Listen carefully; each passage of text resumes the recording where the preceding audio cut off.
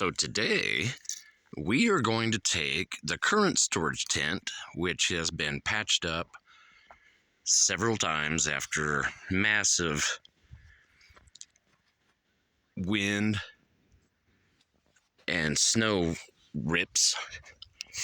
We're going to keep this tent as kind of a, like keep the bugs out, place to hide out and still enjoy the great outdoors once I take the tarp off. And we're replacing it with, to put storage in, the Coleman Tenaya Lake 13-foot by 9-foot tent. So that's what we're doing today.